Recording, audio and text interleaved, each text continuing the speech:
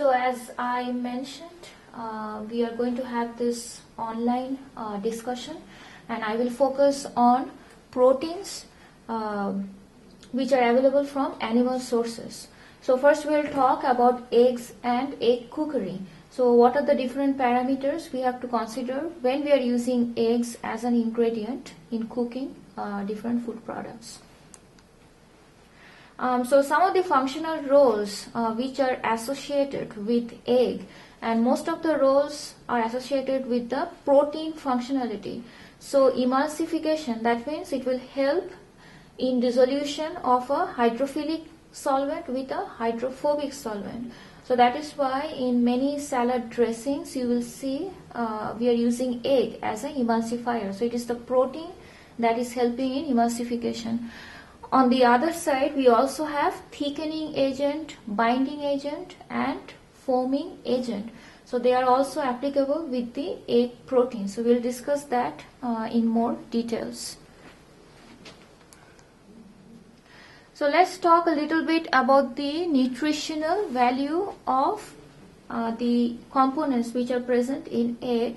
So obviously the first thing which comes in mind, that is protein, which is 6 grams. So 3 grams is present in yolk and 3 grams present in albumin. And the quality of protein is very good in egg.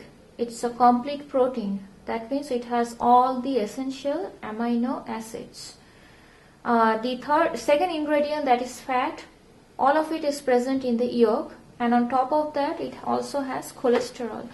It's 213 milligram per yolk. So if you want to avoid cholesterol, you can just have the albumin. In terms of micronutrients, we have iron, which is 0.9 milligram, and we have vitamin A. Now the concentration or the amount of vitamin A will vary according to the diet which has been provided to the hen. So vitamin A, the main source, it comes from carotenoids. So if you feed carrots, it will boost up the vitamin A concentration. Do you want to check?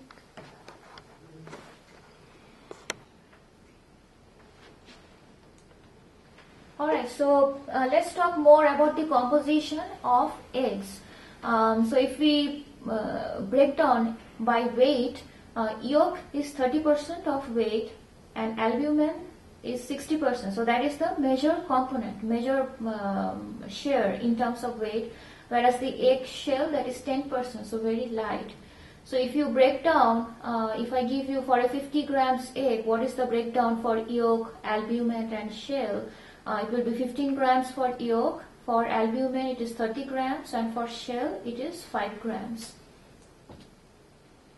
So if you take the whole egg as a whole, again it will be a high moisture food. So your water activity is higher. It is more than 0.8. So it is more susceptible to bacterial damage, what we learned from our food safety lecture. So it has 75% water, 12% protein, that corresponds to 6 grams, and you have 10% fat, that also corresponds to 6 grams.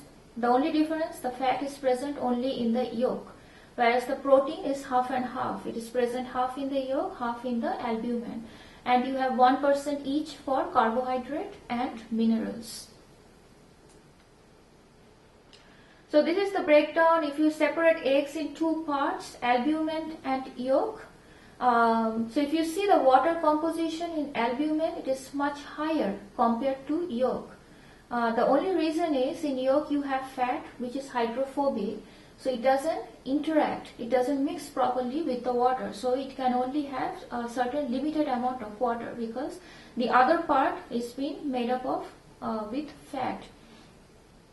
Protein, since the yolk weight is less, it is about 15% protein, even though when we convert it to weight basis, it becomes equivalent to 3 grams, which is equivalent to albumin. Whereas in albumin, the protein by percent, it is 12%. In terms of acidity, yolk is more acidic compared to albumin. So for a fresh egg, when you are using as a quality indicator, when you are doing quality test for eggs, for albumin the pH is 7.6, so that is an indicator. So if you note the pH as 9.4, it indicates that the egg has gone bad, so it is alkaline, so there is more carbon dioxide production. In case of yolk, for the fresh yolk, the pH indicator is set at 5.9. So if it goes to 6.8, that means the egg has gone bad. So this is the diagram for the egg. So the outer covering, that is shell, that is a protective covering for the egg. And then you have the albumin, and then you have egg yolk. If you notice one thing, the egg yolk is perfectly centered within the egg. And the centering of the yolk is facilitated by two thread-like structures, which is called the chalazae. So this chalazae help in keeping the egg yolk at the center. Now for the shell, whether the color is brown or white, it doesn't affect your nutritional quality or the flavor of the egg contents. It just depends on the breed of the hen. Now it is mainly made of calcium carbonate and it has holes.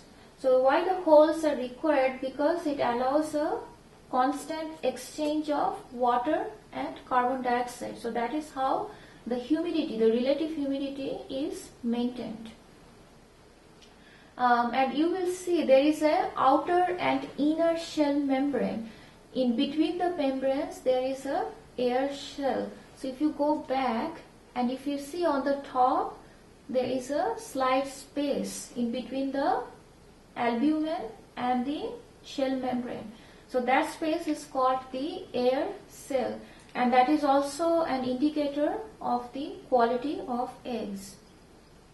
For egg white, you have concentric layers of thin and thick, and then you have chalaza which holds the yolk exactly in the center of the entire egg. In yolk you have a membrane which surrounds the egg yolk. It is called the vitelline membrane. So that also serves as a protective covering on the yolk. So for characteristics of fresh egg, how do you determine whether the egg is fresh or it has gone bad? When you break the egg on a plate, the yolk should stand upright in a rounded form. So that means the yolk is still at the center position. And in terms of amount of thick white compared to thin white, you should see twice the amount of thick white compared to thin white. And the air space is small. So if the air space is large, which means there is a loss of moisture and accumulation of carbon dioxide, so which is an indicator of a bad egg. So these are the three parameters which are being used to characterize a fresh egg. Now if you hold the egg in front of a light source, you will see the yolk is exactly in the center of the egg. So if you see that, that means that the egg is of fresher quality. So I'll show you a video where you can see how the candling procedure is being done to determine the quality of egg.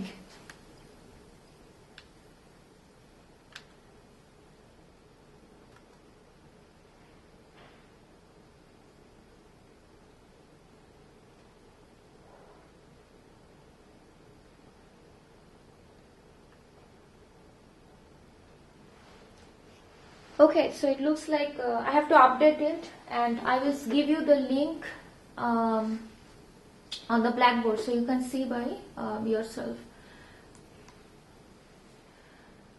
So characteristics of deteriorated eggs, you will see loss of moisture, and that will lead to larger air cells. You will also see loss of carbon dioxide gas, and that will make the egg more alkaline. And that is why you will see a rise in the pH for the albumin and also for the egg yolk. The egg yolk, it becomes less rounded and it is flat. So if it is flat, that means the egg has gone bad. And in terms of thickness of thin white versus thick white, thin white will increase, just the opposite of the fresh egg, and thick white will decrease. And if you hold the egg in front of a light source, you will not see the egg yolk exactly in the center of the egg, and you will not see the chalazae, and the egg yolk will be all over the place. So those are some indicators of a bad quality egg. So this standardized value is given from USDA website, and this is being used to grade eggs as AA, A and B. So grade AA eggs, that corresponds to the fresh egg possible. So if you see, when you break the egg, you see the egg yolk is rounded and it is upside. So when you compare that with grade A egg, it is relatively fresh but not as fresh as grade AA. And here you will see the thick white is larger in proportion to the thin white.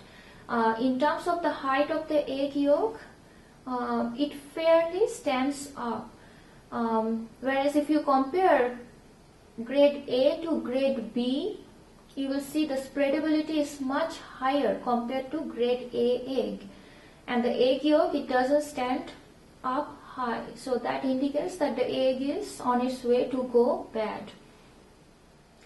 And if you compare the depth of the air cell, for AA it is less than 1/8 inch. So that means the size of air cell is much smaller compared to grade A and grade B.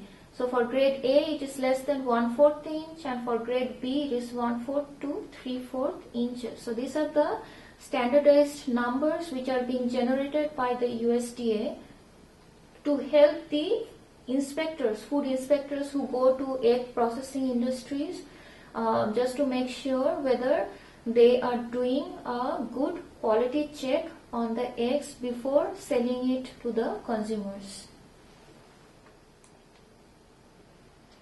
So this is how cantling is done in an industrial scale. You are working with large number of eggs. So what they do, they have the light source on top of the eggs. So as the eggs pass through the conveyor belt, the light travels through the eggs and it captures the picture, and then the picture is being processed by the quality person. In that picture, they see whether the egg yolk is at the center of the position, and if you have any blood spots, it will also be captured by the picture. So any blood spot indication presence of bacteria. So ideally you should not consume that egg.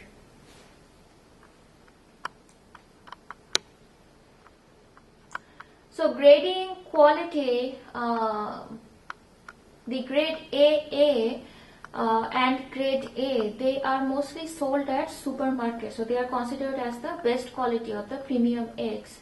Whereas grade B, that is the lowest grade, it is sold to food service establishments and not directly to the consumers. So this is just to give you an idea. This is the picture which will come from the candling mechanism. And this indicates the size of the air cell. So that is captured in the candling method. So you can see the last egg, it has a much larger air cell, so which indicates that there is loss of carbon dioxide, loss of moisture. So it is not as fresh as the first egg. Another way of grading eggs once it is removed from shell, there is a technical parameter. It is called yolk index, and it is a ratio of height to the diameter of yolk. So if it is a grade AA eggs, since the yolk is rounded and it stands upright, that ratio will be higher. So it is greater than equal to 72 Hogg units. So Hogg units are being used to indicate, or is an indicator of the yolk index. Whereas for grade A it is 60 to 71, for grade B it is 31 to 59. Gradation is also done based on size. So we have jumbo to all the way down to PV, and it ranges from 30 to 15 ounces. So for safety and handling, there is a revision from our safety lecture. Salmonella is considered as one of the microorganism bacteria which can infect eggs, and it leads to foodborne illness. So based on that, you should never consume raw eggs. You should consume eggs as pasteurized. So whenever you are preparing any food products from our thermic cartoon character, it needs to be heated or to be cooked to 160°F to make sure that the egg is pasteurized and you do not have any salmonella or any other pathogenic bacteria present in the egg dishes. Types of eggs. We have different types of eggs with research. The nutritional composition of egg can be modified based on the type of feed which you are providing to the hen. So you can have omega-3 rich fatty acid egg if you change the diet and if you incorporate flaxseed or fish oil in the diet. So that will help in increasing omega-3 fatty acid. You can also label your eggs as organic eggs, but you have to follow the USDA regulations in order to give that stamp as organic. Alternative to eggs, from a health perspective, since they are very high in cholesterol, different alternatives have been developed to reduce the cholesterol amount. You can have frozen eggs where pasteurization has to be done before freezing the eggs. You can have dried eggs where you can dry the entire egg mixture to powder. The biggest advantage, it has a much longer shelf life. The only limitation, due to Maillard reaction, you will see some brown coloration. So the consumer appeal factor from an appearance point of view will be affected. The third alternative, that is egg substitute, where you have 99% egg white and you have small amount of vegetable oil, carotenoid pigments. So carotenoid pigments will give you the yellow-orange color, make it look similar to a whole egg, and you have emulsifier that will mix the water content which is present in the egg white with the vegetable oil which we are using in the egg substitute. So this substitute can be available in frozen and also in fluid forms. So based on the amount of oil you are using, it can have few calories or same calories or more calories than the regular eggs. The only advantage, you do not have cholesterol here, but since it uses lot of technology to prepare the egg substitute, it is much more expensive compared to whole egg. So for storage, you cool down as soon as the immediately after the eggs are harvested, and your temperature has to be from 110 Fahrenheit dropping to 45°F. Another step which is also required for long-term storage of eggs is to wash the egg, dip it in water, and do a oil coating. So when you do a oil coating, it clogs the pores, so it minimizes the exchange of gas and moisture with the atmosphere. And you should always keep the eggs refrigerated at all times. So that way you can control, or you can limit the bacterial growth, and try to maintain in an atmosphere where you can have relative humidity of 85 to 90%. And the reason why we need a humidity of 85 to 90%, as I mentioned earlier, eggs are a high moisture containing food. So you need to put a high moisture food in an atmosphere which also has higher proportion of moisture. So that way you can have an equilibrium in between the atmosphere and the food product, and you do not lose moisture. So egg cooking, how we can use egg in terms of cooking. Obviously the yellow color can be used as a coloring agent which comes from the egg yolk, and the flavor, egg flavor, it is also desirable. So as you add egg, it will intensify the flavor of your food product. Thickening agent, so proteins, if you notice protein, it is made up of hydrophilic group and hydrophobic group. A perfect example of thickening agent, in egg drop soup, if you see, when you add egg, it tries to bind all the ingredients present in the soup and make it more thicker. So that is an example. So our protein is helping in thickening. Structural agents, so when you are using it in baked food products, the egg proteins, it gives structure. And foaming agent, egg white is mostly used as a foaming agent. So for coagulation, first of all, in proteins you have 4 different structures. You have a primary structure, secondary, tertiary and quaternary structure. So most of the proteins in their native form, they are present in the quaternary structure, which is also applicable to eggs.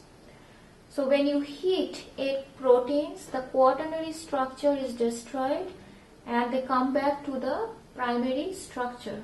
So that is called the coagulation process. Now in case of egg white, the temperature is much lower.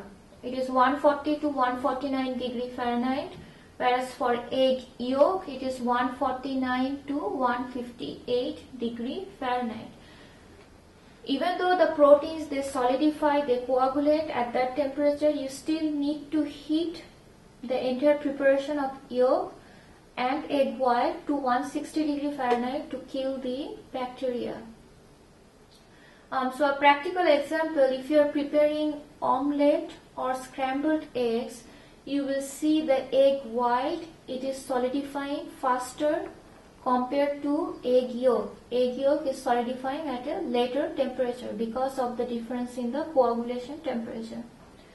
If you add ingredients, if you add sugar and milk, it dilutes the egg mixture and it increases the coagulation temperature. On the other side, if you add acid, you get a reverse effect. The coagulation temperature is lowered, and the reason is acid facilitates the coagulation process, so it hydrolyzes the protein. So the quaternary structure of protein is hydrolyzed by acid and it gets converted to the primary structure. So you do not need high temperature to do that conversion. So acid and temperature, they both have a synergistic effect on the coagulation of protein. So in albumin, you have 4 types of protein. You have ova-albumin, that is the most abundant and it can be easily denatured by agitation and heat. You have ovomucin, which is the differentiating protein between the thick and the thin white. So the thick white has 4 times more ovomucin compared to the thin white protein. And you have lysozyme, which is an antibacterial protein, and that is why it has a lot of microbiological applications. And you have avidin, which has the ability to bind biotin in raw eggs, and that is also one of the reasons why you should not consume raw eggs in larger amount, because the biotin, that is the B vitamin, it is not available to you because avidin binds with biotin. So boiling eggs, there are two different ways by which you can boil. You can have soft boiling or you can have hard boiling eggs. So the best way to do the boiling is to place it in boiling water and then maintain a simmering temperature. That is what we learned from our food preparation lecturer. So if you maintain that simmering process, it avoids the toughening of proteins, that the raw body structure.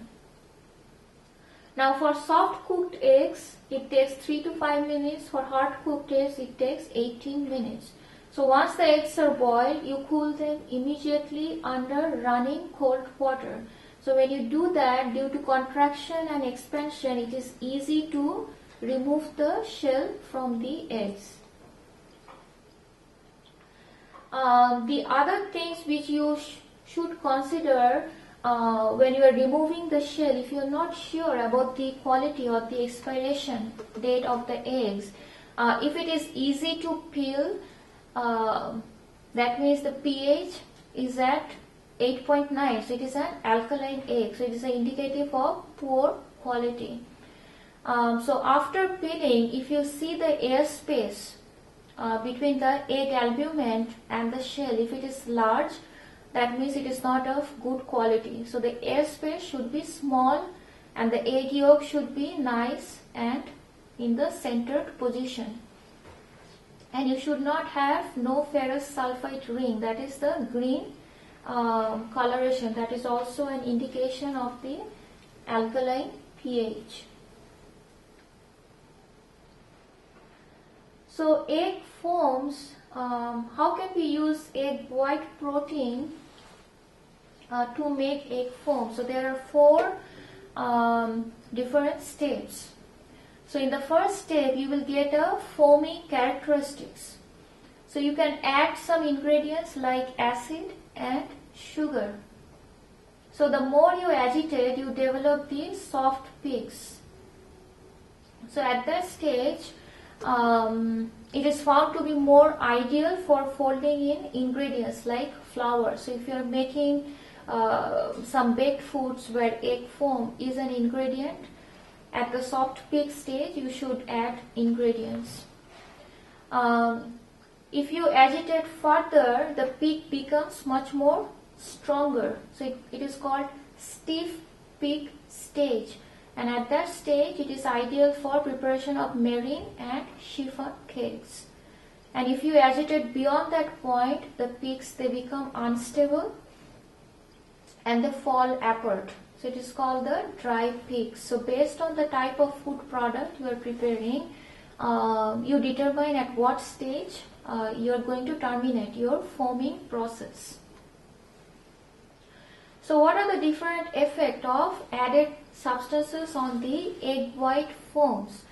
So egg white foams is made solely from the proteins. So proteins are made up of hydrophilic and hydrophobic. So when you form a foam, the hydrophobic part of protein, it incorporates air within itself by formation of weak hydrophobic bonds. So that is how air is being incorporated. And if you add sugar and acid, those part forms bond with the hydrophilic part of the protein. So it has observed if you add fat, it interferes with the foam formation because of the solubility difference.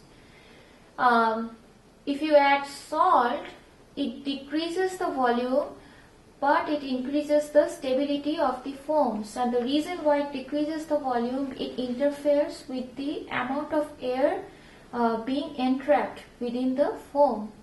But on the other side, the bonds are much stronger, the hydrophilic bonds, so the protein forms a stable structure. So the air molecules which are entrapped, they don't get lost in the atmosphere. So that is how the stability is increased. And the same principle applies for acid also. In case of sugar, it is observed if you add sugar at the beginning of the foaming period, it becomes so stable, it takes long time to reach the soft peak stage. So it is recommended once you have the soft peak stage and then you add sugar, so that way you can have the stability and at the same time you can also have a good foam. In case of temperature, it is observed that egg white protein it weaves faster at room temperature compared to refrigerated temperature. So other methods of egg preparation, you have omelets, crepes, custards, meringues. So in most of the cases, the protein, that is the main application. And that's the end of the egg proteins. We will talk about a different set of proteins as applicable to milk.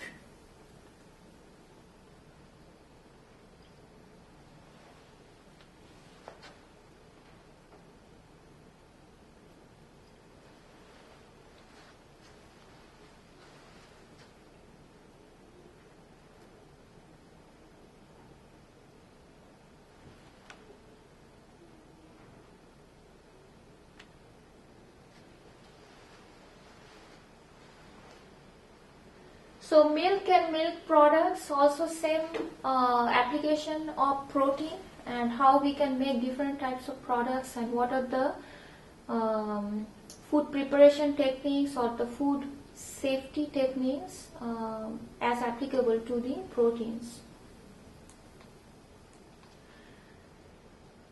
So in terms of consumption trend, I wanted to show this data just to give you an idea how consumers they are changing themselves based from a health perspective.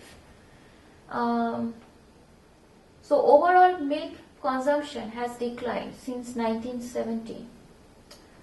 However, fat reduced milk has increased, so which clearly shows that consumers are more concerned about their health, and they are also consuming high levels of cheese.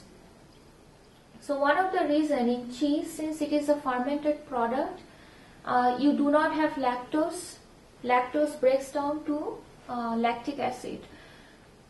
So you can capture the lactose intolerant populations since you do not have lactose. And cheese is a concentrated form of milk protein. So you are getting a good amount of milk protein from cheese. So this is also from a health perspective, the consumers, they have shifted their direction towards getting more functional foods from milk.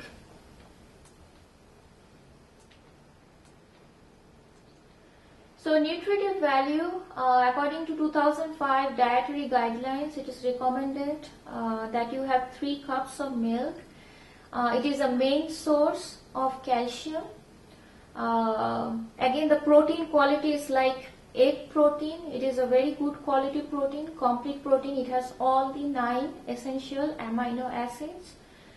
In terms of vitamins, it has B vitamin, riboflavin, niacin and other nutrients. Now vitamin D has been added to milk and milk products. The only reason why this has been added, because it has been found that it has a synergistic effect on absorption of calcium by us. So vitamin D helps in efficient absorption of calcium. So here if you see the function of milk in food industry, so casein, that is one of the main protein which is present in milk.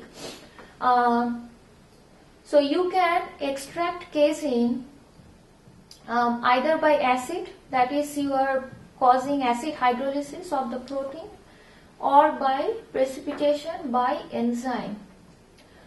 So once the casein is being extracted, it can be filtered from the skimmed milk and it can be used as a protein or it can be used for imitation cheese product. Caseinase, it is also prepared from casein. The only difference, it is a salt of casein. So you add sodium, calcium or potassium or a combination of all this salt to make the salt more water soluble. So you can add this to food bars or medical foods or soup, sauces, just to increase the protein value. Remember one thing, milk protein, it's a good quality protein. So in any food product, if you are adding milk protein, it will improve the quality of the protein. The third product we have, it is called hydrolysis, that is caused by enzymatic hydrolysis of milk proteins. So it helps in the stability, in the solubility, viscosity and emulsification and whipping ability of the protein. So all this technology has been developed for development of new food products. Lactose can also be extracted from milk, and it has been observed that it helps in the water holding capacity for processed meat. So because it has a good water holding capacity, it can also be used in fix or solidifying the texture of the frozen dessert. So for example, in ice cream we add lactose. So when you add lactose, it helps or it reduces the crystal formation. So you do not have a sandy texture in the ice cream. The fifth product, you have milk protein concentrate or milk protein isolate, which can be available in the form of a dried powder or in liquid product. And you can add this to many different food products just to improve the protein content, to make it more nutritional. Whey powder is very high in lactose and minerals, and it can be used for infant formulas, baked items or any confectionaries. And lastly, you have whey protein isolate, which is a concentrated whey, but it is very high in protein content. On the other side, it is low in lactose and minerals. So you can use this in protein fortified food or in sports nutrition products. So composition of whole milk, again like egg, it is a high moisture food product, so 88% water, so which clearly indicates it is more susceptible to bacterial damage. In case of protein, it has 3.3% protein and 3.3% fat, 4.7% carbohydrate and 0.7% minerals. So if you compare egg side by side to milk, the only difference here, you have more carbohydrate compared to egg. So how you can control your calories from milk and milk products? So you can limit your servings to 3 cups per day. You can also control the portion size. You can reduce the size of the cup. You can choose lower fat portions, like reduced fat, 1%, 2% fat, or fat free. That will give you about 86 calories per cup. And the other variations of milk, like for example whole milk or chocolate milk, eggnog, evaporated milk, you can choose them in lesser quantity, lesser frequency. So that way you can control the calorie intake from the milk. So protein in milk, one of the major protein which I mentioned earlier, that is casein. It constitutes about 80% of the milk protein. It is a phosphoprotein, which indicates you also have phosphorus, which is bonded to the protein molecule. And this casein protein, it precipitates if you add acid. You may have noticed in your home, if you add lemon juice or citric acid, you see coagulation of the protein, which is nothing but the casein. So casein precipitates when you add acid. You can also precipitate casein protein by adding enzyme, which is called rennet. The only difference between both of them, acid is much faster compared to rennet. That is the advantage. Disadvantage, you will get a sour taste because of the acid. In case of enzyme, even though the time is longer, but the flavor is retained. You do not have a sour taste. In case of whey, you have two proteins, lactalbumin and lactoglobulin. So both of these proteins you cannot coagulate by acid. The only way you can precipitate these proteins is by heat. And it is also a byproduct of cheese. So when you make cheese, there is a lot of whey which is being generated during the cheese making process. So you collect the whey and then you apply heat, you coagulate the proteins, and you can create a whey protein isolate, or you can create a whey protein powder and make a complete utilization of your byproducts. The other component, which is fat, so as you can see, milk has 88% water content and 3.3% fat.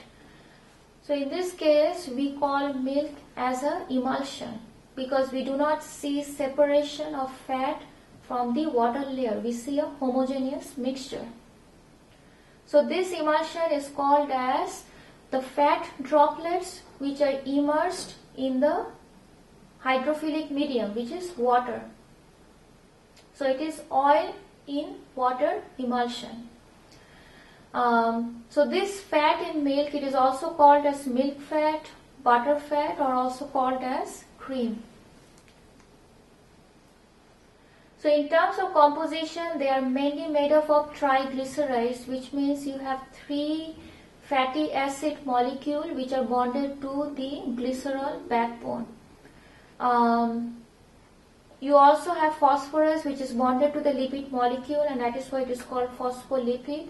And you have some traces of sterols, so cholesterol, which is found in trace amount, not as high as in egg proteins.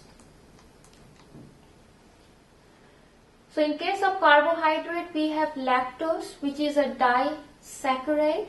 So if you hydrolyze lactose either by acid or by lactase enzyme, you are going to get glucose and galactose.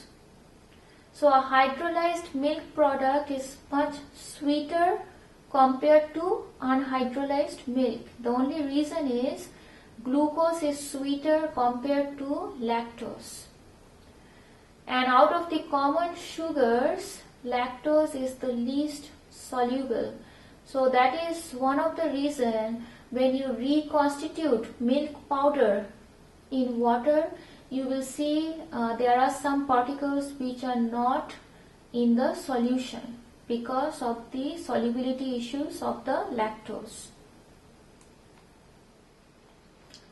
So lactose intolerant individuals, they cannot drink whole milk, so they have to drink milk which has been treated by the enzyme lactase.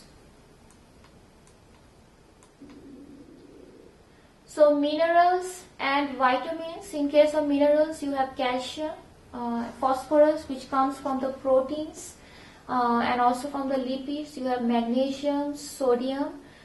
In case of vitamins, you have fat soluble vitamin A, D, E, K.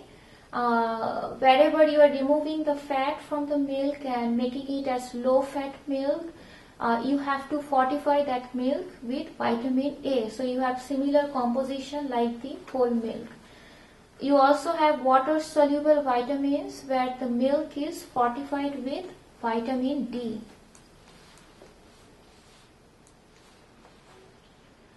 So in case of color, you have a whiter appearance because of the colloidal dispersion of casein missiles.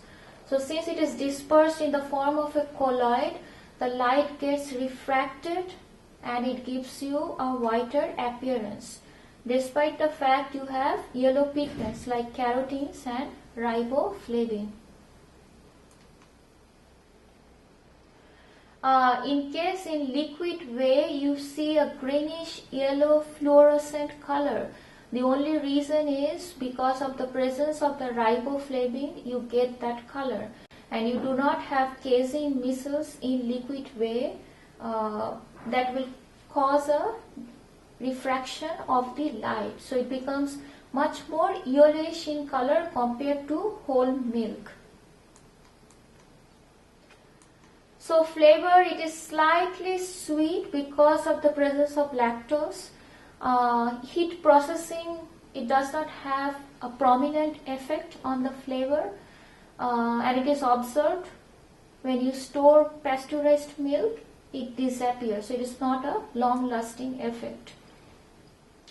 Off flavors can come from the feed which you are providing to the cows, that will give you some off flavors, or if it is bacterially spoiled, or if there is any chemical changes, or if there is any absorption of foreign flavors, so that will contribute to off flavors. Light exposure, light can deteriorate riboflavin and it will generate off flavor component. That is one reason. And the second reason, since milk is high in fat, the fat is subjected to oxidative rancidity. So if you expose milk to light and oxygen, it will lead to formation of peroxides from the fatty acids, and this peroxide will lead to off flavor. So pH of milk, it is about 6.6, so it is close to neutral, and it is observed the acidity increases with loss of carbon dioxide. So you will see a drop in pH.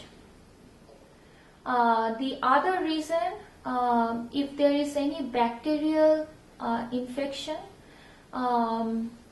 it will metabolize lactose and it will generate lactic acid. That will also reduce the pH of milk.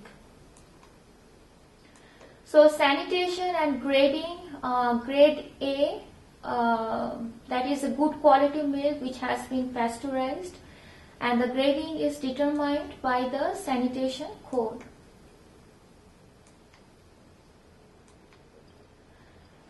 So bovine somatotrophin, which is also called as RPST, which is a naturally occurring protein hormone. But to meet the demands, it has been artificially synthesized by using genetic engineering. The only effect and why it has been in the market, that is, it helps, it increases the milk production. So that way it can reduce the maintenance cost for the farmers. And it is approved by FDA. However, in other countries, it is still quite controversial.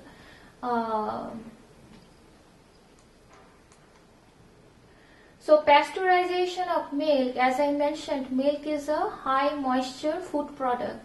So it is more subjected to bacterial contamination. So instead of using high temperature to completely sterilize like a canning process, there is a less drastic method which has been developed, which is called pasteurization. So here the main objective of pasteurization is to destroy the pathogenic bacteria. And it is required, if you are labeling your milk as grade A, you are required to pasteurize milk.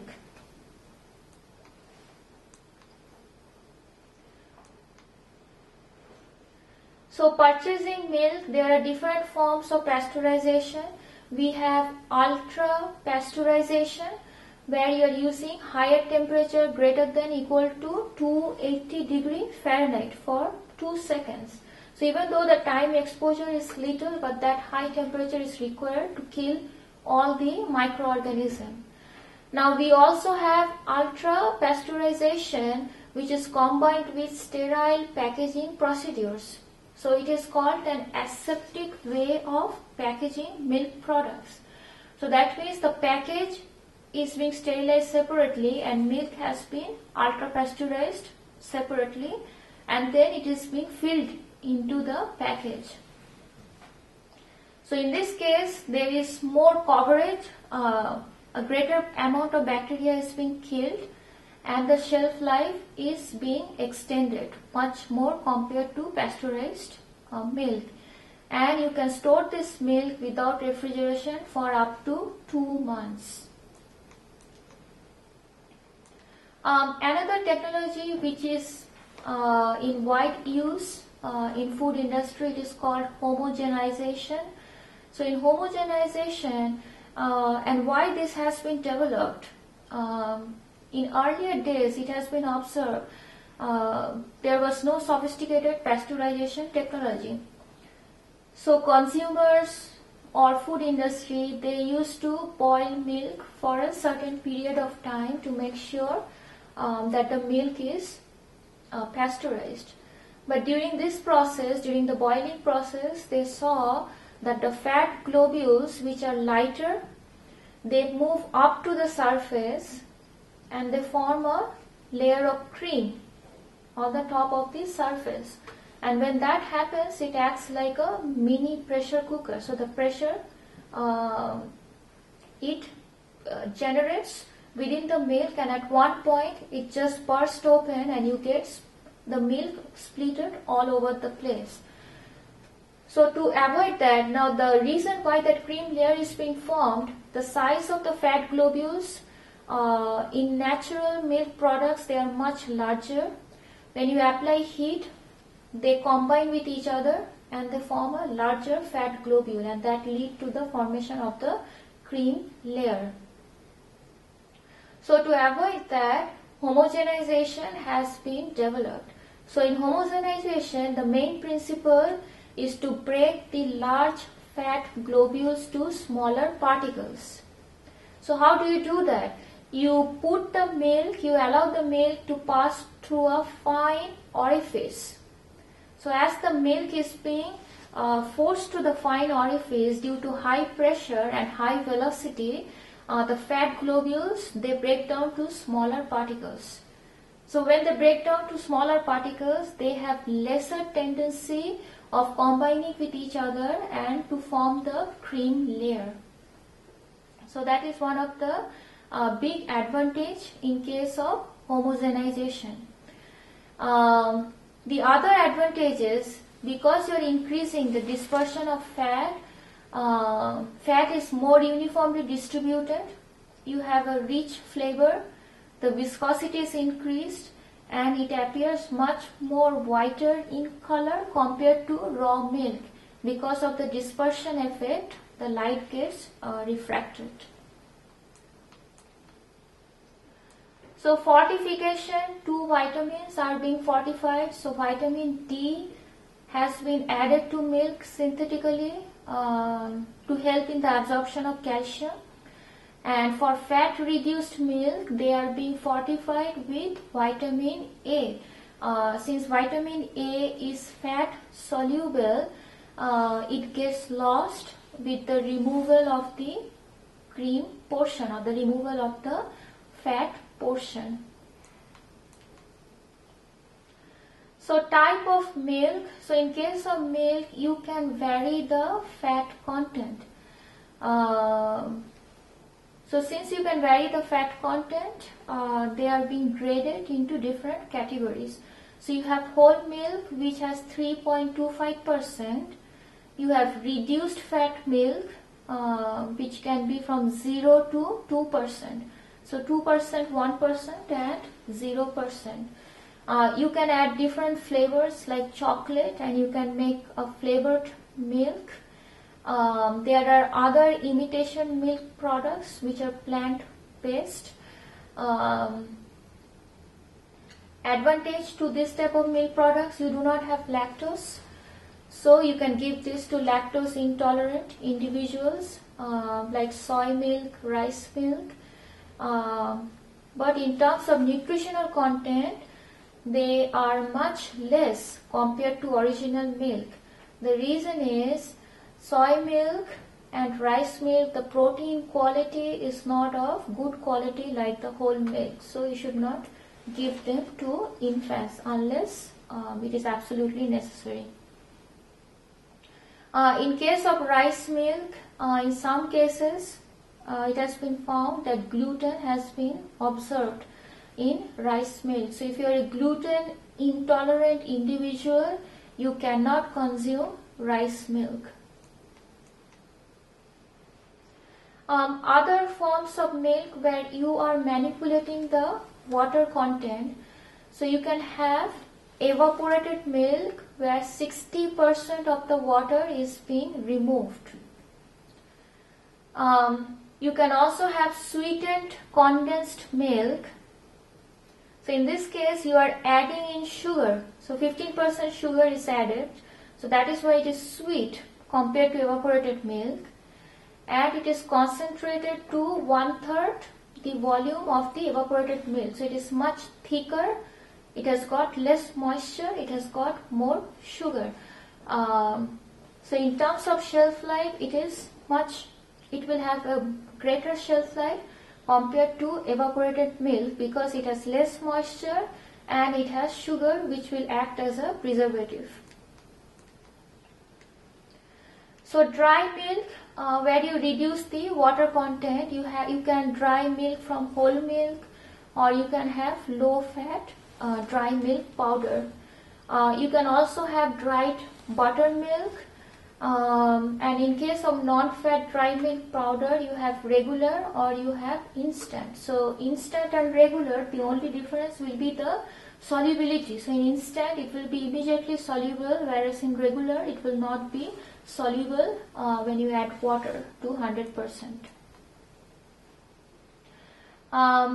Cultured milk products. So here you are adding bacteria cultures and lactose is getting fermented to lactic acid. So the pH drops here. So it is much more acidic. It will have a sour taste. Example is yogurt. And then obviously you can add different flavors to yogurt to have line extensions or to have different product development. In case of buttermilk, it is also being prepared by adding culture. It is called low-fat cultured milk. So what we do here, the milk which remains after the cream is removed, we churn it to make it like a butter-like consistency, and then we add culture to make it as buttermilk. Acidophilus milk, where we are adding acidophilic bacteria to get that flavor. Kefir also we are adding other cultures to get the flavor. So they all fall under the cultured milk products. The common thing is it is more acidic, and lactose, you do not have lactose in cultured milk products. So in yogurt, in details, the advantage of yogurt, it has got active yogurt culture and which are being called as probiotic, and they are considered as healthy because they add into the healthy microflora which is present in our intestines. So you have to have prebiotics, that is the non-digestible food ingredients that helps the growth of probiotics. So the dietary fiber, the insoluble fiber and the soluble fiber, they are being classified as prebiotics, which because it helps in the growth of the bacteria. So if you see in terms of calories, if you take yogurt from plain whole milk, it constitutes to 150 kilocalories. But if you add sugar, the calorie increases to 250 kilocalories.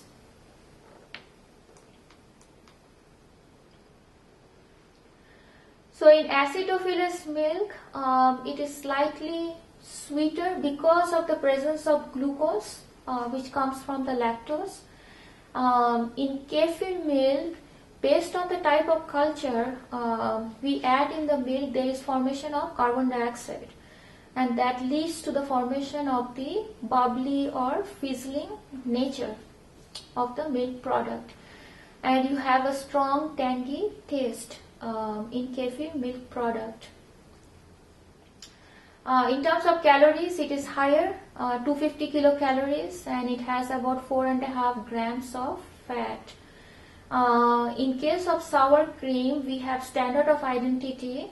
You have to have minimum 18% milk fat in order to identify a product as sour cream. So filled milk, if you have a substitute, if you want to make a substitute milk product, you can use non-dairy fat from soybean oil, which is combined with water, and you can add non-fat milk solids. The only other ingredients which you have to add to this substitute to make it look similar to the milk, you have to add emulsifier, since you are having oil and water. That will help in homogenization or to have a uniform mixture. And you also have to add color to simulate the color of whole milk, and flavor to have similar flavor perception from whole milk product. So in imitation milk, it will not contain any milk, but it may contain milk protein, casein, and this is done just to improve the nutritional quality of the imitation milk and to make it similar like the whole milk. So the type of cream products based on the fat content, they are being classified as heavy, that is not less than 36% fat. We have light cream, that is in between 30 to 36%. We also have half and half, that is in between 10.5 to 18% fat content.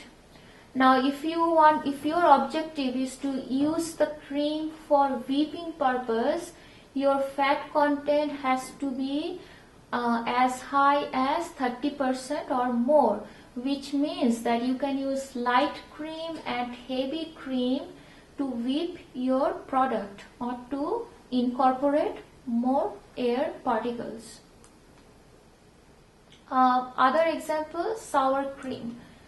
So sour cream, you can have a dried form or you can have in the form of a cream.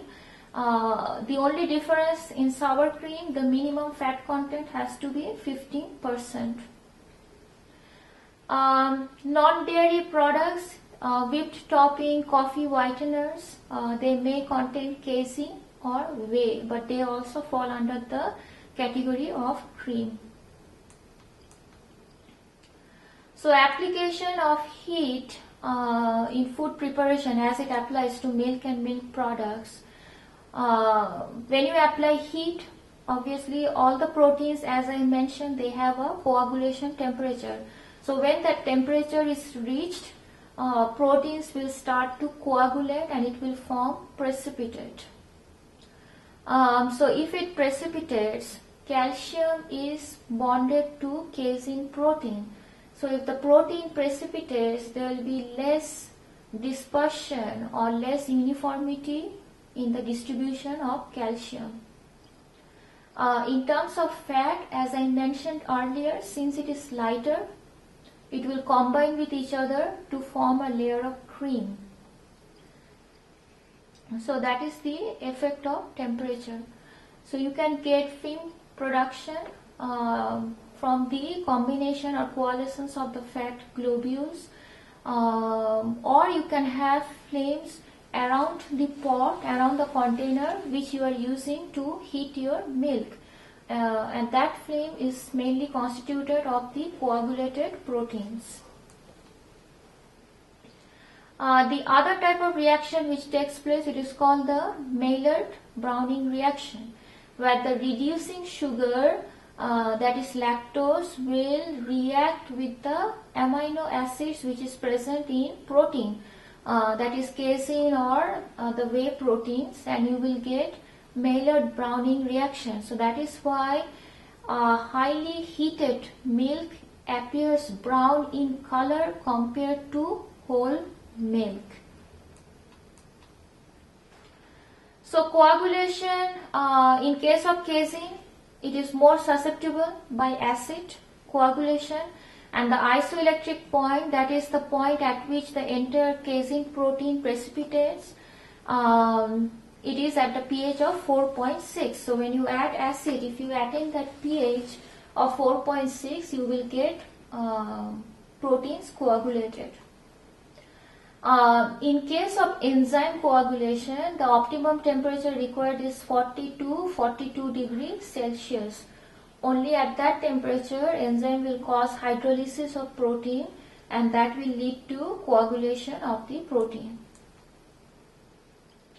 Other ingredients which can also affect the coagulation process, that is phenolic compounds, which are present found in fruits and vegetables. So if you are adding fruits and vegetables to milk and you are preparing a milk dish, it can lead to coagulation of the protein. Salt, if you add sodium chloride, that can also lead to coagulation of the protein molecule. So curdling in cooking, if you are heating it for a longer temperature, longer time, it will lead to curdling process. If you are adding high salt, that will also lead to coagulation process. If you are cooking potatoes in milk, the phenolic compounds from potatoes, that will lead to coagulation process. If you are adding tomato soup to milk, tomato is a rich source of acid. That acid will lead to the coagulation process. So you have to find the optimum time. So after milk has been pasteurized and after the soup has been prepared, you can just add milk slowly to the soup. So when you do that, you can prevent the coagulation process. Higher fat milk is found to be more stable compared to low fat milk. And non-fat dry milk has very limited stability. Now if a milk is much fresh, it is less likely to curdle than older milk. The reason is it has less concentration of bacteria. So old milk will have more concentration of bacteria, and that will add into the coagulation or to the curdling process. So freezing, if you are preparing any frozen milk products, the protein film is weakened because of the formation of crystals. The fat globules, they combine with each other, so when you thaw milk, you will see a separation of the fat layer. The dispersion of protein and the calcium phosphate is also affected excuse me, by the freezing process. So whipping of cream as opposed to egg, here we are using fat as the main ingredient to form the foam formation, whereas in egg it was the egg white protein that was being used to form the foam. So in terms of temperature and viscosity, it is observed that cold cream whips better than warm cream. So that means refrigerated cream will have a better whipping ability compared to cream which is brought to room temperature. As opposed to egg proteins, in case of egg proteins, if you bring proteins to the room temperature, they have good foaming ability. So what happens here, if you warm the cream, it melts and you get a oil. So that oil doesn't have a good foaming ability. So you have to use cold cream to help in whipping. In terms of fat content, it has to be a minimum of 30% fat to give you good cream quality. So light fat cream or heavy cream are more applicable for cream preparation. Other substances and ingredients, so the amount, that is how much whipping or how much foam is needed, that is also affected by the amount of cream which is being utilized. Sugar, as I mentioned earlier, it also has the same principle. It increases the stability of the cream. So you will take longer time to whip. So to avoid this, in some cases you can add little sugar at the beginning and some sugar towards the end after the cream is being formed. So that way you can optimize the preparation time. Now since we are working with fat, acidity does not have any effect on the cream or the foam formation as opposed to egg white protein. So in egg white protein, acid helps in the foam formation, it stabilizes. But in this case, acidity does not have any effect. Other milk products, you can use evaporated milk or non-fat, dry milk, you can use those milk for foaming. So for care of milk, has to be properly sanitized. So all milk industries has to be clean. And you must maintain cold temperature throughout so that you can limit the growth of bacteria, prevent contamination and protect from exposure to light.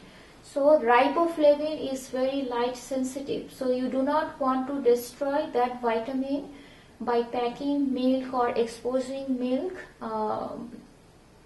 to light sources, and that is why most of the time you will see milk is packaged in an opaque container. Canned milk can stay much longer than fresh milk, but once it is opened, you have to refrigerate the milk because it is subjected to bacterial spoilage. So some guidelines for milk. Once refrigerate, you can, the limit is 3 weeks. So it's best to consume within that time period. Yogurt best within first 10 days or up to 3 to 6 weeks. Buttermilk within 3 to 4 days. Sour cream within few days, or if it is unopened, you can keep it up to 1 month. For dry milk powder, you have to store it in tight closed containers, so that way there is no exchange of moisture or air with the milk powder, so you do not have any lump formation or condensation. Unopened, evaporated and sweetened condensed milk you can keep up to 1 year in dry ventilated areas. And if you refrigerate, you can double the shelf life from 1 year to 2 years. For ultra pasteurized milk, if it is unopened, you can keep it at room temperature for up to 3 months. But it is recommended that the room temperature is about 22 degrees Celsius. Once opened, it needs to be refrigerated. So the other product which I mentioned in our first slide, that is the consumption of cheese, has increased because of its nutritional value. So let's talk about cheese composition and the nutritive value. It will vary based on the type of cheese and the method of coagulation. It falls under the category of concentrated dairy food.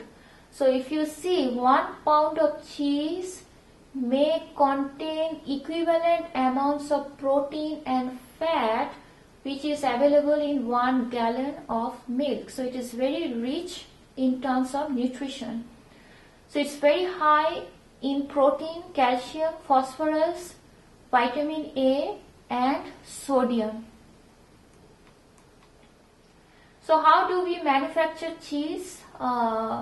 It's a long process. First you have to form the curd. So either you add the starter culture or you add the coagulating enzyme, which is in this case is rennet. So once the curd is formed, you cut the curd with knives. So when you cut the curd, there are whey components which are distributed within that solid curd. So as you cut curd, whey is being released from the curd. And then you heat the curd. You pasteurize. And the other reason why we heat the curd, it also helps in more extraction of whey component. So once the whey is released, you use a filtration membrane. You remove the whey, you separate the curd, you rework the curd, you add salt, which acts as a preservative and it also influences the flavor of the cheese. And then you press the curd to release the final whey content. So once the curd is pressed, it becomes like a solid block which has less moisture, less whey. And then you can allow the curd to ripen, which is also called as curing. So in the ripening stage, it is defined as the process from the type of precipitation of the curd to the desired end product. So dependent on the end product, the extent of aging can be brief or it can be extended. Now during the ripening stage, since we have added culture, the microorganism, it will work on proteins, fat and carbohydrate, and it will form different flavoring components. So you will see change in flavor, aroma, texture and composition. So all the flavor, aroma, texture and composition changes will be unique to the type of organism which you are using to ripen the cheese product. So for example, if you take Swiss cheese, you will see there are visual holes in the cheese. And the reason is, in Swiss cheese we use propionic bacteria.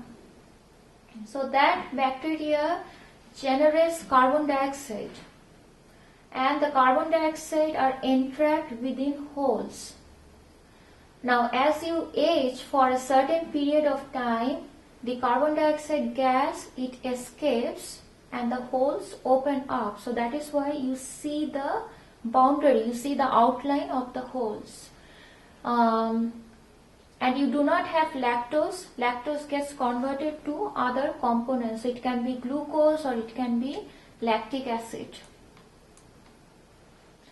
So in terms of grading, we have two grades, grade AA and grade A. So the AA is the premium grade, which is followed by the grade A. So type of cheese, as I mentioned in our second or third lecture, the hardness of cheese will be affected by the composition of moisture present in the cheese. If it is of high moisture content, it will be called as soft. Less moisture, it will be called as hard cheese. That is one classification. The other classification, it is based on the type and the extent of ripening. So you have unripened cheese, that is cream cheese, then ricotta cheese, that will fall under unripened cheese. If you have cheese which is ripened by adding mold, it will be called as mold ripened cheese. If you have cheese which is ripened by adding bacteria, it will be called as bacterial ripened cheese. So cheese products, you have cold packed cheese, and you have processed cheese, you have processed cheese foods and processed cheese spreads. and you also have low fat cheese. So the milk which you are using to prepare cheese, you are using a reduced fat milk to prepare the cheese product. So for cheese storage, it is recommended that you store it cold. That way you can prevent bacterial growth. You wrap the cheese to prevent any drying, any surface, to prevent the surface from getting dried, to have a rough texture. And if it is a soft cheese, it is more subjected to mold growth. Freezing, you can also freeze cheese, but you will definitely see some textural changes when you thaw the cheese product. So cheese can be used for cooking food products. You grate the cheese, make them small particle size, and then you melt it at moderate temperature. So well ripened cheese and processed cheese are more preferable in cooking. Mild cheeses, they are more likely to become stringy. That means you will get string-like formation when you are using mild cheese, the ones which are less ripened. If it is melted or if it is heated for a longer period of time, you will see the fat to get separate from the cheese, which is not a very desirable appearance, and the cheese may become tough and rubbery, so it will be difficult to bite in, to chew. Three. Okay, so we will discuss some on some articles which is related to milk and milk products, and they are from Consumer Reports, health.org, and they are being posted in Blackboard. So you will see this article, it is called as Test Your Milk IQ. So in this one page, it gives you all the information about the calories, like for example for whole milk, 1 cup has 150 calories, half from fat, you have vitamin D, 300 milligrams of calcium. Whereas 2% milk gives you 120 calories, 1% milk gives you 100 calories, and non-fat or skim milk, that gives you 80 calories, none from the fat. So it is mostly coming from the carbohydrate or by other stuffs like corn syrup, solids or anything else.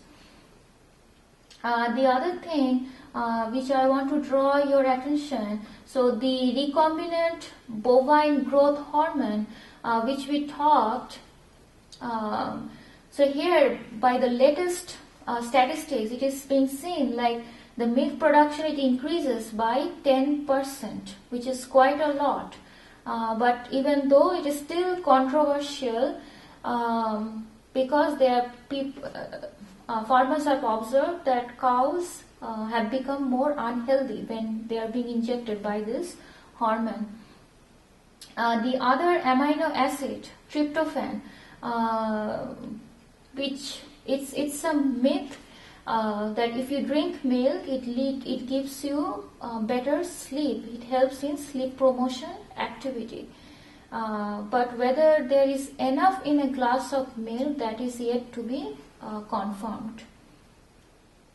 Alright, so that is about the milk IQs. The other thing which I also found is very interesting. This is also from the Consumer Reports. It is called the yogurt ratings. So in this case, what they did, they did a randomization. They randomized samples of yogurt from different places. They create an Excel spreadsheet based on the size, the type of yogurt. They calculated the cost, calories, amount of fat, protein and sugars. And they also gave a evaluation of the sensory. So if you see here, let's just concentrate on the calories. Under excellent category, Chobani, it is 160. in terms of calories. And that is why that is also an indicative of the good taste. So when consumers, they have rated Chobani yogurt as thick, full, creamy, fresh tasting as compared to Phase, where the fat content is 2.5%, calories less 130, but you have extra rich, thick and creamy. Alright. And if you see the other yogurts, Stonyfield Oikos Organic, that has quite less calories because 0% fat, but it still has creamy. The only limitation, it is slightly chalky. That means you can feel chalky like particles in that yogurt. Yoplait, in terms of calories, it's quite high, 160, 170, maybe because of the fruits which has been added. And you, in addition to that, you get a gummy flavor, and that gummy flavor, it comes from the carbohydrates, the gum carbohydrates which are being added to yogurt to help in the texture of the yogurt. Alright, so that is that. The other thing I wanted to show you, that is the scoop on probiotics. So this also gives you an idea of one-page health benefits of why you should have probiotics. So according to them, Bifidobacterium is being listed as the probiotic, as an efficient probiotic in the products. And these are some of the benefits which are associated with the probiotics. So what they did, they asked about 45601 readers, what alternative treatments are you going to use to maintain good health? And 1 out of 4 women, so that corresponds to about 25%. They said that they would eat yogurt which contain probiotics, and 1 out of 8 women, they said that they would take probiotic supplements. So which clearly indicates that probiotics, they fall under the health category, and consumers are more likely towards health-based food products, specifically from milk, whether it is yogurt or cheese, to have health benefits. The last thing I wanted to talk in related to milk products, this is also being reported by the Consumer Report. It's called the Light Ice Cream Challenge. So they compare Ben and Jerry, the regular one, with the light fish food, and they found that the light is less flavorful, it is sweeter with less intense chocolate flavor. But in terms of calories, you do get a 60 calories reduction. With Haagen-Dazs, the coffee flavor, you get a reduction of about 40 calories. Both are being mentioned as high in quality with real coffee flavor, but the lower fat 5 is slightly denser and even creamier than the regular. So same principle they did with Eddie's ice cream.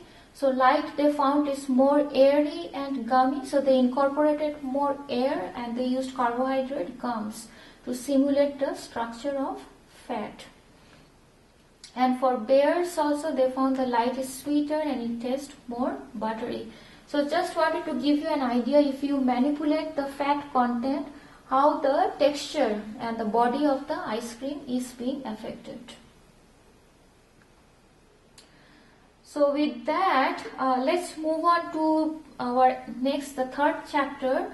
That is, we will talk on proteins from meat, poultry and fish, and let's see how they differ from the milk products and the egg products. So in terms of statistics, in case of consumption trend, the trend is more towards poultry and less red meat. The overall objective is to reduce the fat content. But if you see the overall total consumption in the last 30 years for meat, poultry and fish has increased. The reason behind this increased because the food has become much more safe, and it is now more readily available to the consumer. So that is why overall consumption has increased within the 30 years, but people are more inclined towards poultry. Now, how do we define meat? So when the muscle is being transformed to meat after the animal is slaughtered, so that is how meat is being produced. So the common meats which are used here in United States, we have red meat and other meats. So red meat mainly from beef, veal, pork and lamb, and poultry, fish, eggs and cheese, they fall under the category of other meat.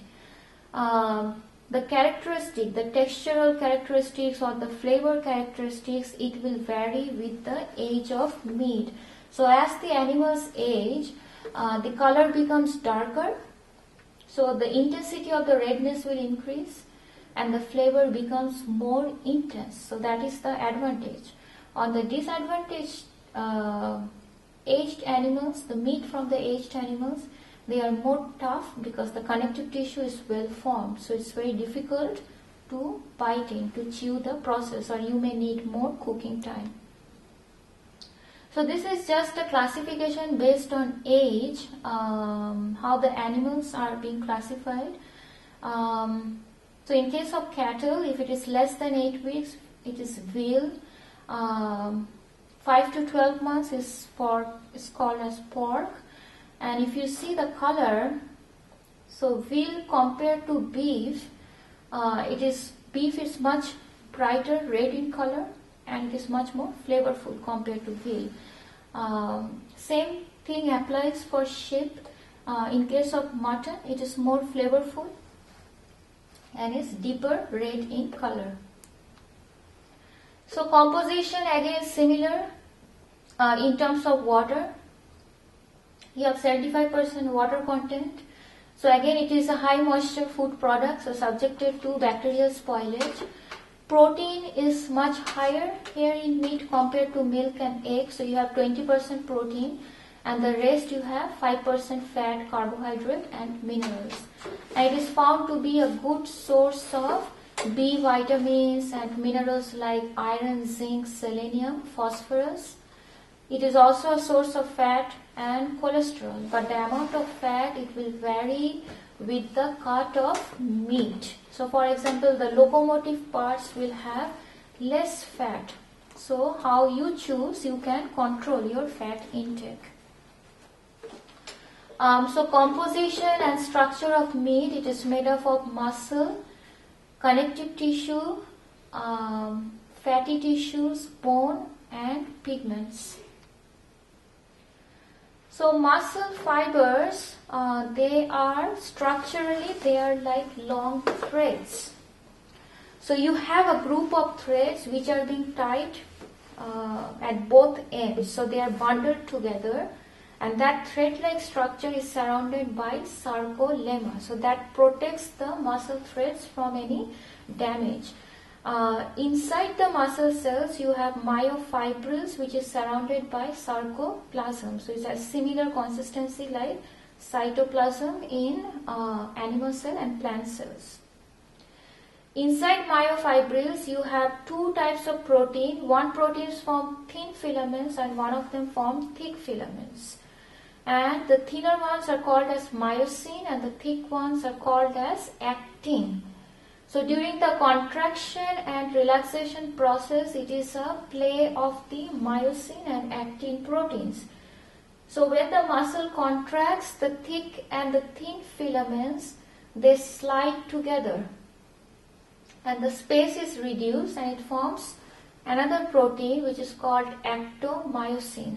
So for this you need ATP, you need energy, quanta of energy which is provided by ATP. When muscle relaxes, the energy is released and actomyosin go back to actin and myosin. So this is just to give you a pictorial representation of the muscles, how it looks like. As you can see, it is a bundles of fibers which are joined together. They are tapered at both ends. So in this picture, from one Z line to another Z line, it is called one sarcomere. So that is how it is being defined. So within one sarcomere, you have two molecules of actin and one molecule of myosin. So myosin is the thick element and actin is the thin element. So this is the relaxed state. But when it contracts, they slide together, the space is reduced, and they form a protein which is called actomyosin.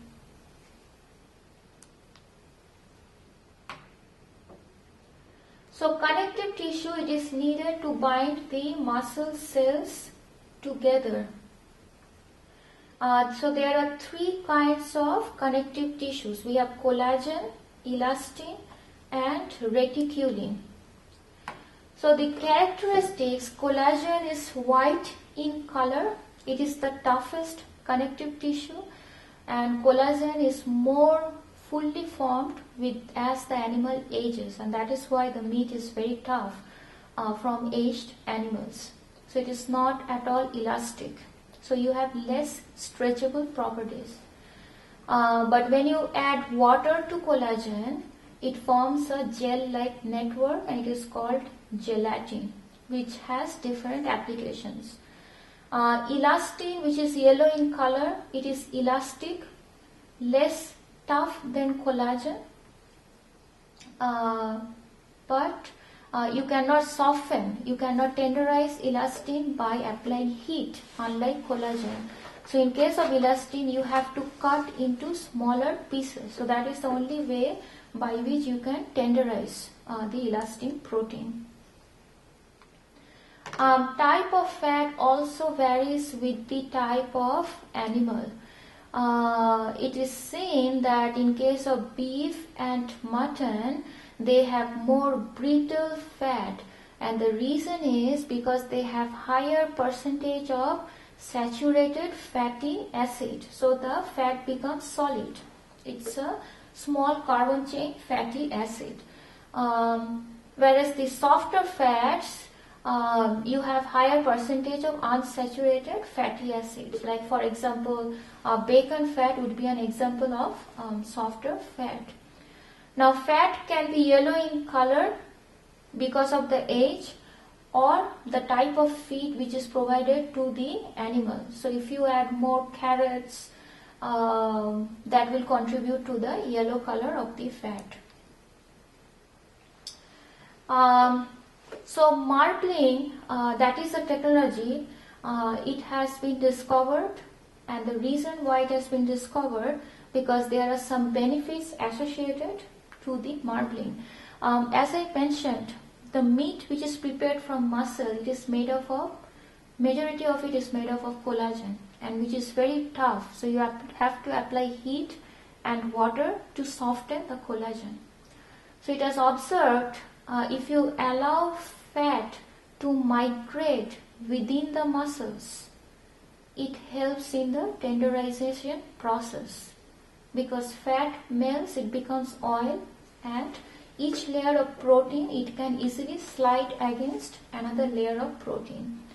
So there are two ways, intramuscular, that is if you are allowing fat to migrate within the muscles, it is called marbling.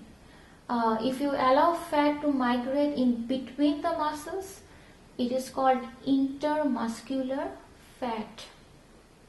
Alright. The marbling procedure, it helps in the juiciness or the flavor of the meat product. There is also another fat which is classified as subcutaneous, which is found exactly under the skin, and it needs to be trimmed, removed before you are selling it to the consumers. Bones, The only advantage, it helps you to identify the retail cuts of meat. For younger animal, the bone is red and less hard. For mature animal, the bone is white in color and it is more hard to digest. Myoglobin, that is the prominent pigment in meat. So similar applications in terms of color perspective. So in case of fruits and vegetables, you have polyphenolic compounds which contributes to the color. In case of milk, you have riboflavin, and in case of vegetables, you have chlorophyll. So here in meat, the red color, the main component which is responsible for the red color is called the myoglobin, and it is more fully formed in aged animal. So it is much darker in aged animal compared to younger animals.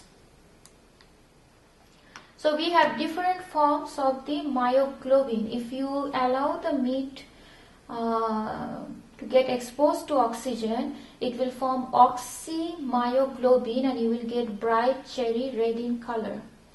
If you remove the oxygen, if you vacuum package the meat will be purple red in color. It is called as deoxymyoglobin.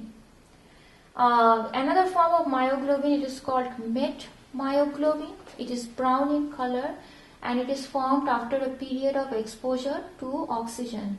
But it doesn't mean that your meat is spoiled. It is just the color change. So how are you going to prepare meat for market? A lot of factors need to be considered.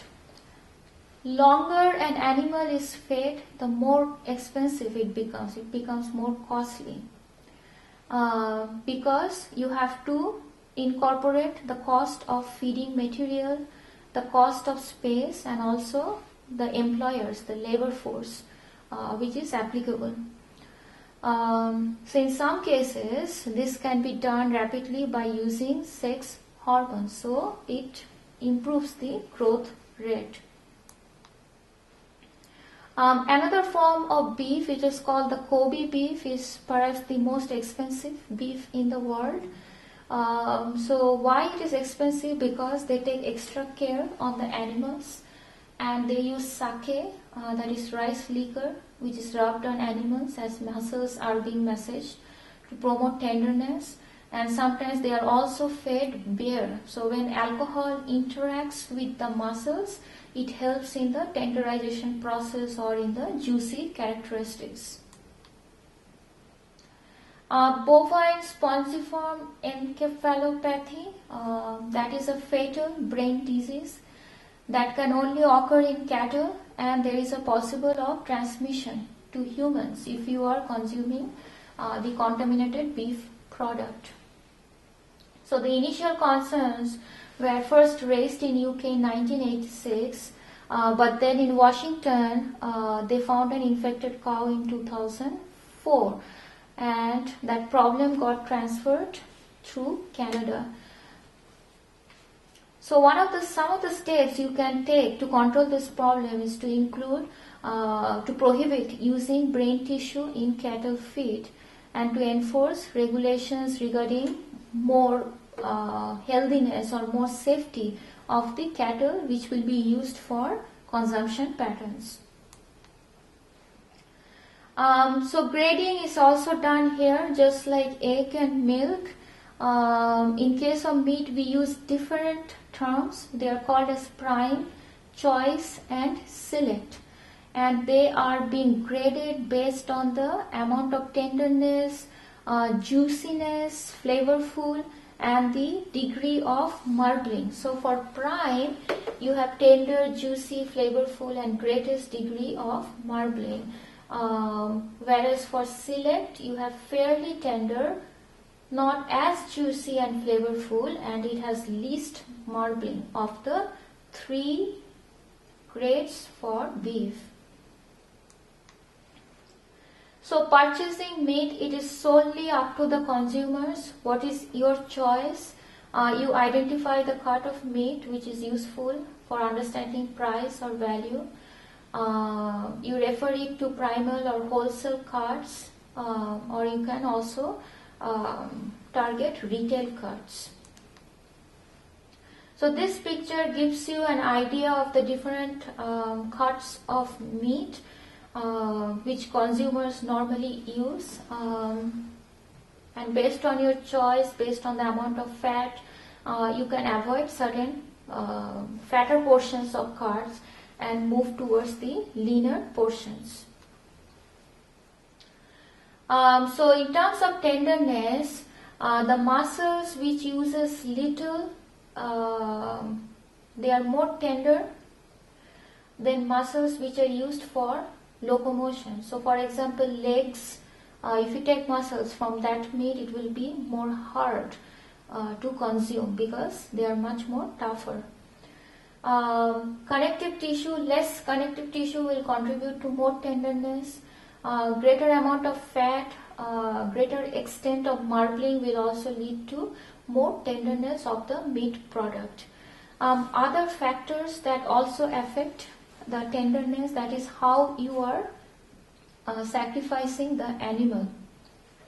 The age, heredity and animal feeding, and also the type of muscles which you are selecting, that will also affect the tenderness. So how we sacrifice the animal, it will have a tremendous effect on the quality of the meat. So to understand that, let's talk a little bit about rigor mortis. So rigor mortis is defined as series of chemical changes that will occur in the carcass after the animal is slaughtered, leading to onset and ultimately passing of rigor. So it is a temporary stiff state where the muscles are contracted. But after the passing of the rigor, the muscle relaxes. So what happens here, live animal has glycogen, so which is a carbohydrate storage. That is how carbohydrate is stored in animal in the form of glycogen, whereas in plant it is stored in the form of starch. So high glycogen stores are required during the time of slaughter. So that way the carcass will develop low pH. Why low pH? So glycogen will be hydrolyzed to glucose, and then in presence of in anaerobic condition, glucose will be converted to lactic acid, which will drop the pH.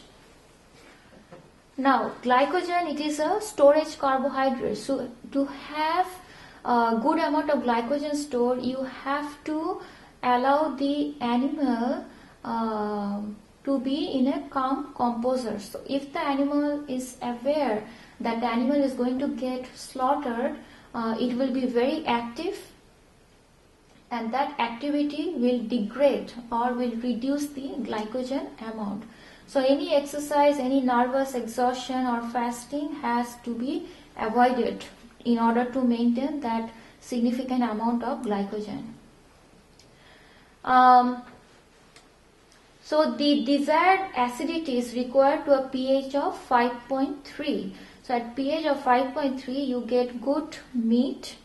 If there is too little glycogen, you get dark color, which is not desirable, and the texture becomes sticky and gummy. So you have to keep that in mind when you are slaughtering an animal. So aging is defined as the holding of meat after the rigor mortis is resolved. It is more applicable for cattle, for beef. For lamb, it may be aged, but it is not strictly required. For beef, aging process is normally done for 10 to 14 days. And it is observed that when you allow the animal to age, it helps in the marbling process. So the fat, it gets distributed throughout. You get intramuscular distribution of fat, and that ultimately helps in increasing tenderness, flavor and juiciness. There are two types of aging method. It can be wet aging or it can be dry aging. Smoking is another technology which is applicable to ham, and it is done to enhance flavor and also to promote shelf life. So in this case, when you are exposing the ham to an atmosphere of smoke, the limitation is the surface of the meat, it becomes very dry and the proteins are denatured slowly. For enhancement of flavor, you have to add salt to the ham. So when you differentiate the taste of the ham compared to regular ham, you will get a smoky flavor and it will be more salty compared to regular ham. Freezing is also initiated in meat poultry industry to improve the shelf life. Quick freezing is considered better than slow freezing because it causes less drip loss during the thawing process. The only concern here, when you are packaging frozen meat, you must see that the packaging is done tight to the meat surface and it is done vacuum package, so there is no tears, so it is exposed to the freezer atmosphere or air can come in contact with the meat surface. If the meat is exposed to the freezer atmosphere, it will lead to freezer burn, and freezer burn is a irreversible stage. So you will get a tough texture and it is impossible for you to bring it back to regular tenderized texture. For packaging, it is recommended that you do oxygen impermeable plastic wrap with a styrofoam tray. So that way oxygen is being prevented. You can do vacuum packaging or you can do carbon monoxide packaging. So in this type of packaging, the carbon monoxide packaging, it will fall under the category of modified atmosphere. So you modify the atmosphere one time, you lower the oxygen, you introduce carbon dioxide. So storage, as I mentioned, it is a high moisture food. It will be a highly perishable item. The time between leaving refrigerated meat in the store until the meat is refrigerated or frozen at your home, it should be kept to a minimum. So the best way to do this, when you go for shopping, you do the shopping for dried fruits, food products, fruits and vegetables, and you do the meat shopping at the end of your shopping trip. So that way you can reduce the exposure, you can reduce that time which is exposed to the external atmospheric temperature. So preparation of meat, the tender cuts of the meat can be prepared by dry heating. So you can easily tenderize the connective tissue. Whereas the less tender cut of meat, which comes from the heavily exercised animals or older animals, you have to add water to convert collagen to gelatin. So that is how you can tenderize your meat product. So some ways: braising, simmering, or steaming. These are some examples by which you can use moist heat process. Microwave ovens, they are not being recommended as the best option for cooking meats, except for thawing and reheating leftovers.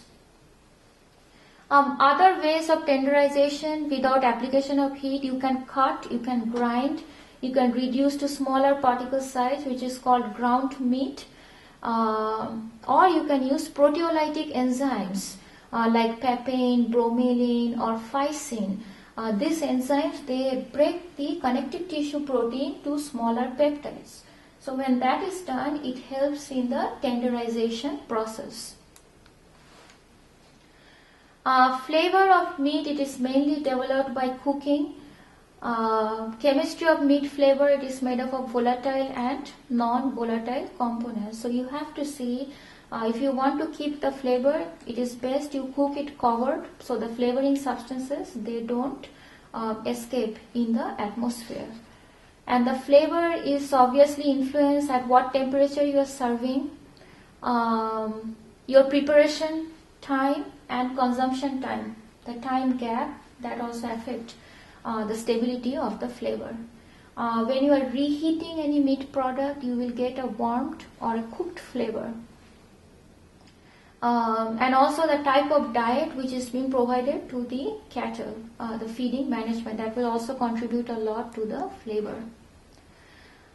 Cured meat, which was originally used as a method of preservation for meat products. These are the two ingredients which we use in curing, that is nitrate and salt. And these are some of the products where curing process is more applicable, like ham, bacon, corned beef, etc. So in cured meat, other than the preservation, there is also an added benefit. You get a pink coloration. And the pink color, it is formed because of reaction of nitrate with the myoglobin. So it forms nitrosyl myoglobin. In presence of heat, it forms a nitric oxide hemochrome, which is a pink pigment. So that pink color is a permanent pink color. Whereas in regular meat products, when you cook meat, your red color gets converted to brown color. But in cured meat, it gets converted to a pink color. Other effect, fat melts, and that is why the tenderness. Proteins get denatured. So since myoglobin denatures, so the red color is changed to brown color because of the denaturation effect. The tenderness changes, it increases above 140 degree Fahrenheit. And muscle loses capacity to hold water because the muscles are made up of connective tissue protein. As you apply heat, it denatures and it no longer has that conformation to hold water molecules within its structure. So losses and shrinkage, it is much more observed if you are using dry heat cooking methods where the water is being lost due to dripping. Shrinkage, if it is cooked at lower temperature, in terms of yield, you will get less yield if there is a greater shrinkage. So let's talk about poultry. These are the different classifications. Again, classifications are based on age. For the four animals, chicken, turkey, duck and geese, the more mature, the more aged they are more tough, but they are more flavorful. Composition and nutritive value, you have high quality protein. In terms of cholesterol, is similar to red meat. Light meat has less iron than dark meat. In terms of fat, goose and duck are found to be higher in fat compared to turkey and chicken. And in terms of pigment, you have the same pigment, myoglobin, but it is present in lesser concentration. So inspection, all poultry must be inspected for wholesomeness, that is determined by USDA. And they created this act which is called 1968 Wholesome Poultry Products Act. So that means it is free from any kind of injuries or microbial infestation. And they also initiated the hazard analysis critical control point procedure. So by that way you can also control or you can improve your safety as applicable to poultry industries. So storage and handling, as we learned in our food safety lecture, contamination can come from Salmonella, Campylobacter because these are high moisture food products. So you have to avoid cross contamination when you are handling any poultry products. So thawing more recommended under refrigeration, you refrigerate, or under cold running water. In microwave, and then you cook it immediately. In terms of temperature, 165 degree Fahrenheit is considered as the safe temperature to cook. In case of consumption, it is seen that poultry consumption has increased by 3 pounds. So total of 15 pounds from the year of 1975 to 1999.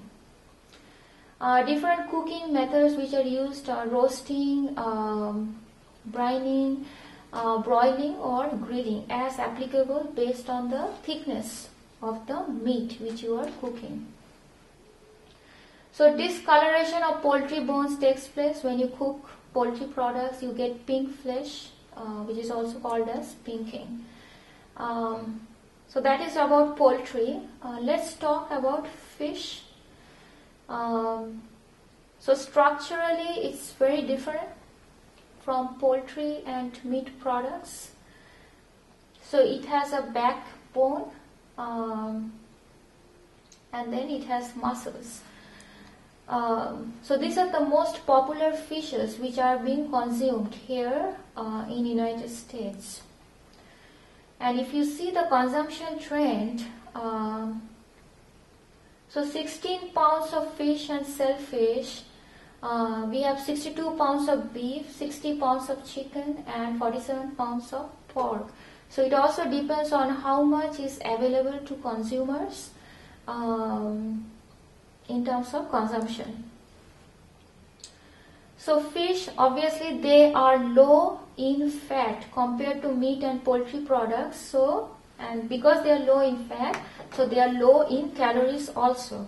So the only exception we have shrimp, which is very high in cholesterol. And they have the good fat, so they are high in polyunsaturated fatty acids. So it is much quicker and much easier to prepare. So fishes are classified based on the amount of fat. So you have fat fish, you have lean fish, you have fresh fish, you have saltwater fish, so where it is being cultured. Fin fish, it is classified as flat and round, and under shellfish we have mollusks and crustaceans. So when you buy fish, there are some criteria. Obviously you will look for how clean is the fish, and you should not have any fishy odor. If you have fishy odor, that means that fish has gone bad. So fresh fish will not smell of any fishy odor. And you must look for the tags, the shellfish tags, which gives you an idea when it is being harvested. In terms of texture, the body has to be firm, the scales has to be tight, and the respiratory organs, the red gills, has to be intense red in color. The eyes has to be bright and unsunken, and you must have a fresh ocean breeze scent. So these are some of the characteristics which you should look for when you are buying fresh fish. If you are buying frozen fish, you should see that the fish is like a solid frozen block. There is no evidence of frost, ice or ice crystals, which indicates that there has been some fluctuations in temperature, ice has melted, and no discoloration or no off odors. So in case of muscle fibers, unlike meat proteins, you will see the muscles, instead of bundling up, they are being stacked one on top of the other. So that is how the muscles are being organized in fish. So cooking fish, since it has less connective tissue, you will need less cooking time. It is more tender, so you have to be very careful during the cooking process, not to make it more tough or dry. So mostly we use moist heat cooking when we are cooking fish. Futuristic fish is also available. So fish can be genetically modified.